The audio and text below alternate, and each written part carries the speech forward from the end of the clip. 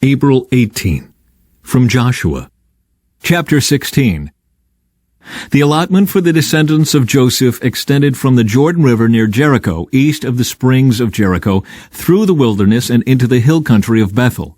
From Bethel, that is, Luz, it ran over to Ataroth in the territory of the Archites. Then it descended westward to the territory of the Japhletites as far as lower Beth Horon, then to Gezer and over to the Mediterranean Sea. This was the homeland allocated to the families of Joseph's sons, Manasseh and Ephraim. The land given to Ephraim. The following territory was given to the clans of the tribe of Ephraim. The boundary of their homeland began at Ataroth Adar in the east. From there it ran to upper Beth Horon, then on to the Mediterranean Sea. From Mikmetheth on the north, the boundary curved eastward past Taanath Shiloh to the east of Genoa. From Genoa it turned southward to Ataroth and Nerah, touched Jericho, and ended at the Jordan River. From Tappuah the boundary extended westward, following the Kana ravine to the Mediterranean Sea. This is the homeland allocated to the clans of the tribe of Ephraim. In addition, some towns with their surrounding villages in the territory allocated to the half-tribe of Manasseh were set aside for the tribe of Ephraim. They did not drive the Canaanites out of Gezer, however, so the people of Gezer live as slaves among the people of Ephraim to this day. The next allotment of land was given to the half-tribe of Manasseh, the descendants of Joseph's older son. Machir, the firstborn son of Manasseh, was the father of Gilead. Because his descendants were experienced soldiers, the regions of Gilead and Bashan on the east side of the Jordan had already been given to them. So the allotment on the west side of the Jordan was for the remaining families within the clans of the tribe of Manasseh: Abiezer, Helek, Asriel, Shechem, Hefer, and Shemitah. These clans represent the male descendants of Manasseh, son of Joseph. However, Zelophehad, a descendant of Hefer, son of Gilead, son of Machir, son of Manasseh, had no sons. He had only daughters, whose names were Mahlah, Noah, Hoglah, Milcah, and Tirzah. These women came to Eleazar the priest, Joshua son of Nun, and the Israelite leaders, and said, "The Lord commanded Moses to give us a grant of land along with the men of our tribe." So Joshua gave them a grant of land along with their uncles, as the Lord had commanded. As a result, Manasseh's total allocation came to 10 parcels of land, in addition to the land of Gilead and Bashan across the Jordan River, because the female descendants of Manasseh received a grant of land along with the male descendants. The land of Gilead was given to the rest of the male descendants of Manasseh. The boundary of the tribe of Manasseh extended from the border of Asher to Mikmetheth near Shechem. Then the boundary went south from Mikmetheth to the settlement near the spring of Tappuah. The land surrounding Tappuah belonged to Manasseh, but the town of Tappuah itself, on the border of Manasseh's territory, belonged to the tribe of Ephraim. From the spring of Tappuah, the boundary of Manasseh followed the Kana ravine to the Mediterranean Sea. Several towns south of the ravine were inside Manasseh's territory, but they actually belonged to the tribe of Ephraim. In general, however, the land south of the ravine belonged to Ephraim, and the land north of the ravine belonged to Manasseh. Manasseh's boundary ran along the northern side of the ravine and ended at the Mediterranean Sea. North of Manasseh was the territory of Asher, and to the east was the territory of Issachar. The following towns within the territory of Issachar and Asher, however, were given to Manasseh: Bethshan, Ibleam, Dor, that is Naphoth Dor, Endor, Taanach, and Megiddo, each with their surrounding settlements. But the descendants of Manasseh were unable to occupy these towns. They could not drive out the Canaanites who continued to live there. Later, however, when the Israelites became strong enough, they forced the Canaanites to work as slaves, but they did not drive them out of the land. The descendants of Joseph came to Joshua and asked, "Why have you given us only one portion of land as our homeland, when the Lord has blessed us with so many people?" Joshua replied, "If there are so many of you, and if the hill country of Ephraim is not large enough for you, clear out land for yourselves in the forest where the Perizzites and Rephaites live." The descendants of Joseph responded, "It's true that the hill country is not large enough for us, but all the Canaanites in the lowlands have iron chariots, both those in Bethshan and its surrounding settlements, and those in the valley of Jezreel. They are too strong for us." Then Joshua said to the tribes of Ephraim and Manasseh, the descendants of Joseph, "Since you are so large and strong, you will be given more than one portion. The forests of the hill country will be yours as well. Clear as much of the land as you wish, and take possession of its farthest corners. And you will drive out the Canaanites from the valleys too, even though they are strong and have iron chariots. Now that the land was under Israelite control, the entire community of Israel gathered at Shiloh and set up the tabernacle. But there remained 7 tribes who had not yet been allotted their grants of land. Then Joshua asked them, "How long are you going to wait before taking possession of the remaining land the Lord, the God of your ancestors, has given to you? Select 3 men from each tribe, and I will send them out to explore the land and map it out. They will then return to me with a written report of their proposed divisions of their new homeland. Let them divide the land into 7 sections, excluding Judah's territory in the south and Joseph's territory in the north. And when you record the 7 divisions of the land and bring them to me, I will cast sacred lots in the presence of the Lord our God to assign land to each tribe." The Levites, however, will not receive any allotment of land. Their role as priests of the Lord is their allotment. And the tribes of Gad, Reuben, and the half-tribe of Manasseh won't receive any more land, for they have already received their grant of land, which Moses, the servant of the Lord, gave them on the east side of the Jordan River. As the men started on their way to map out the land, Joshua commanded them, "Go and explore the land, and write a description of it. Then return to me, and I will assign the land to the tribes by casting sacred lots here in the presence of the Lord at Shiloh." The men did as they were told and mapped the entire territory into 7 sections, listing the towns in each section.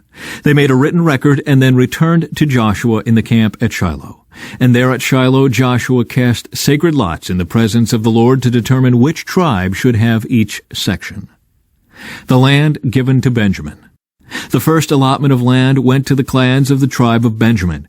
It lay between the territory assigned to the tribes of Judah and Joseph.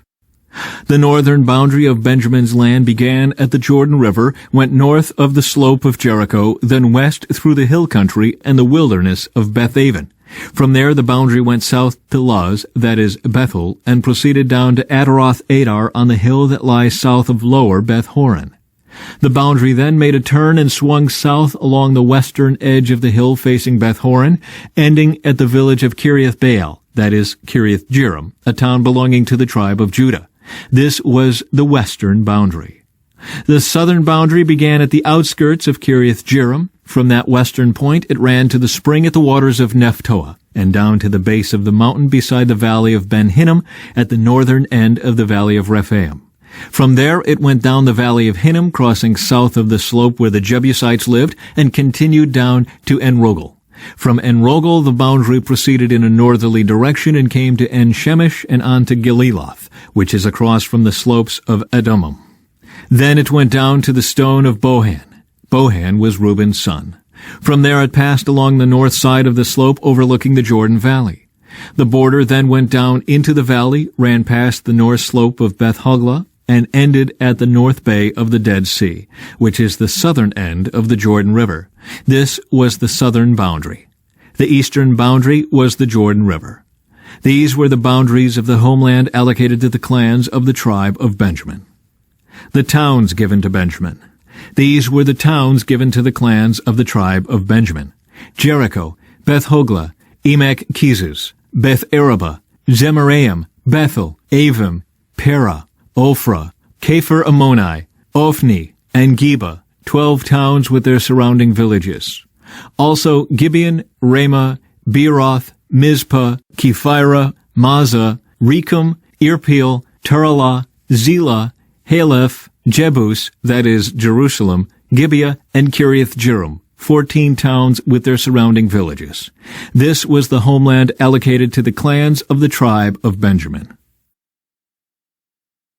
From Luke, chapter 19. Jesus entered Jericho and made his way through the town. There was a man there named Zacchaeus. He was the chief tax collector in the region, and he had become very rich. He tried to get a look at Jesus, but he was too short to see over the crowd. So he ran ahead and climbed a sycamore fig tree beside the road, for Jesus was going to pass that way. When Jesus came by, he looked up at Zacchaeus and called him by name. "Zacchaeus," he said, "quick, come down. I must be a guest in your home today." Zacchaeus quickly climbed down and took Jesus to his house in great excitement and joy. But the people were displeased. "He has gone to be the guest of a notorious sinner," they grumbled. Meanwhile, Zacchaeus stood before the Lord and said, "I will give half my wealth to the poor, Lord, and if I have cheated people on their taxes, I will give them back 4 times as much." Jesus responded, "Salvation has come to this home today, for this man has shown himself to be a true son of Abraham. For the Son of Man came to seek and save those who are lost." Parable of the 10 Servants. The crowd was listening to everything Jesus said, and because he was nearing Jerusalem, he told them a story to correct the impression that the kingdom of God would begin right away. He said, "A nobleman was called away to a distant empire to be crowned king, and then return. Before he left, he called together 10 of his servants and divided among them 10 pounds of silver, saying, 'Invest this for me while I am gone.' But his people hated him and sent a delegation after him to say, 'We do not want him to be our king.' After he was crowned king, he returned and called in the servants to whom he had given the money.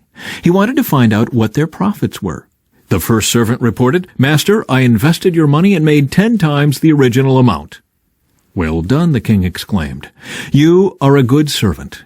You have been faithful with the little I entrusted to you, so you will be governor of 10 cities as your reward.' The next servant reported, 'Master, I invested your money and made 5 times the original amount.' 'Well done,' the king said. 'You will be governor over 5 cities.' But the third servant brought back only the original amount of money and said, 'Master, I hid your money and kept it safe. I was afraid because you are a hard man to deal with, taking what isn't yours and harvesting crops you didn't plant.' 'You wicked servant,' the king roared. 'Your own words condemn you. If you knew that I'm a hard man who takes what isn't mine and harvests crops I didn't plant, why didn't you deposit my money in the bank? At least I could have gotten some interest on it.' Then, turning to the others standing nearby, the king ordered, 'Take the money from this servant and give it to the one who has 10 pounds. "But master,' they said, 'he already has 10 pounds. "'Yes,' the king replied, 'and to those who use well what they are given, even more will be given. But from those who do nothing, even what little they have will be taken away. And as for these enemies of mine who didn't want me to be their king, bring them in and execute them right here in front of me.'" Psalm 87. On the holy mountain stands the city founded by the Lord. He loves the city of Jerusalem more than any other city in Israel. O city of God, what glorious things are said of you! I will count Egypt and Babylon among those who know me, also Philistia and Tyre and even distant Ethiopia. They have all become citizens of Jerusalem. Regarding Jerusalem, it will be said, everyone enjoys the rights of citizenship there, and the Most High will personally bless this city. When the Lord registers the nations, he will say, "They have all become citizens of Jerusalem." The people will play flutes and sing, "The source of my life springs from Jerusalem." From Proverbs. Wealth from get-rich-quick schemes quickly disappears. Wealth from hard work grows over time.